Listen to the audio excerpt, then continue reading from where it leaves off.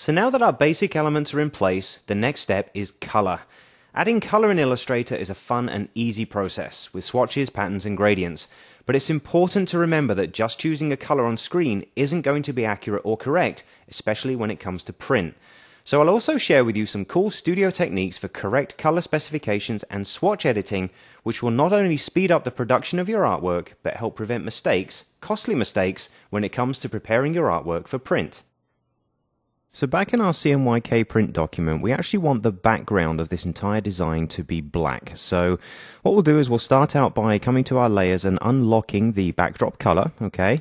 And then come over to our A3 page. This is the one that we're going to be working on now. I'm just going to go back to my main selection tool, click on the background shape, and then over in the color panel, let's drag our K value, which is black, all the way up to 100%. Now, if you remember earlier on in the training in our preferences section, we set the blacks to display accurately. Do you remember that? Well, this is the exact time that this becomes crucial. If we sent this design to print at this point, the background would look very washed out and not a solid dense black at all. So thanks to the preference setting, we can actually see that. You can see it's just not a solid enough black, and we need to prepare a black to print that's much more dense and in fact uses 4 colors instead of 1. So I'm going to show you how that works. I'll give you an idea of the print process as well. What I'm going to do is scroll over here and maybe just zoom up a little bit over on the left hand side, give ourselves a bit of room. I'm going to deselect the background and then just come over and select the rectangle tool and draw a new shape. Okay, it doesn't matter how big or small it is, really doesn't make any difference.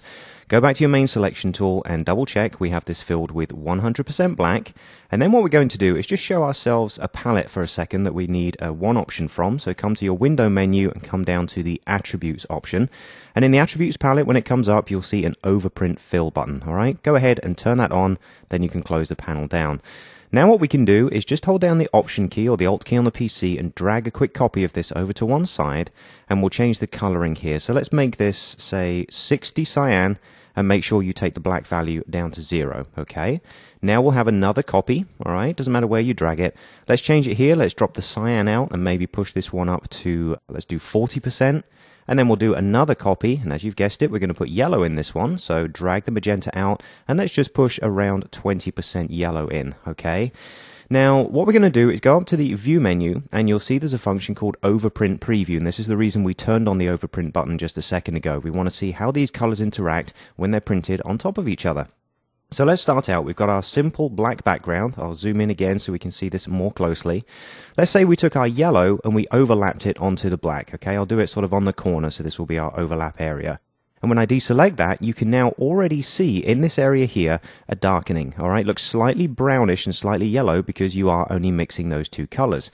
Well, what if we then start adding the others? Let's take our magenta shape and also drop that in the same place. You can now see that that's getting even darker, but now has a red tint to it.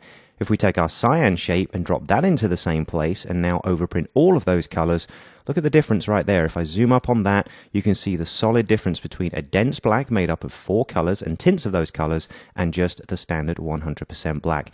So really for our backgrounds, what we need is a single swatch color that uses all of those 4 colors together, and then we can apply it across our entire document, okay?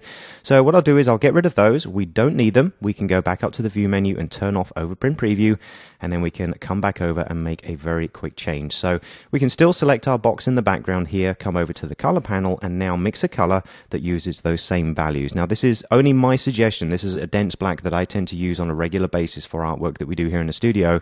Your printer may have different specifications. If you're looking to do a project like this, it might be worth talking to the printer because they might have their own guidelines, okay? But I'm going to say 60, 40, 20 and 100, say OK, and we can now in fact see the Italia logo, which remember is only in 100% black, so you can now see the difference between the two of them. Now we've created a master color and we wish to reuse it, so ideally what we need to do is save this as a swatch. Now there's a couple of ways we can do that. In the swatches panel down here on the lower right hand side, we can come to the flyout on the side and go ahead and say new swatch. What we can also do is down the bottom of the panel you can see a small page icon, which when you click will create a new swatch and also bring up the naming dialog box. Now by default it always fills the swatch name with the CMYK breakdown. Personally I don't like this. I like to know what my colors are called and I like to be able to name them as I go along. So let's rename this Dense Black, okay? It is a process color and we do want to make it a global swatch. That means if we've applied it in multiple locations in our artwork, we can come back into the swatch here, make a change to any of these values. It will then update wherever it's been used in the document, okay? So do make sure you make this a global swatch. If we go ahead now and click OK, that swatch will be applied to the graphic we now have selected. So let's say we want to apply it to the other two backgrounds over here. We can use the eyedropper tool for this. Now the eyedropper tool is over here in the tools panel, and shortcut wise you might expect it to be E, but remember E is your free transform. So what could eyedropper be? Well, quite funnily it's I. I always like the fact that it's simpler than you think. So let's hit the I key to give us the eyedropper tool, and you'll see it's currently empty, okay? Well, if we hover over our background here and click, you'll see the icon essentially stays the same, but if we hold down the Option key or the Alt key on the PC, it switches to show us that it's full with color, and that can now be applied to other elements. So keeping that key held down, come over our background here and click on the right hand side to apply the same swatch to the A4, and we'll come down here and do exactly the same to our flyer at the bottom. When you're done, you can go back to the main selection tool. So we've added our dense background there, things are looking a lot better.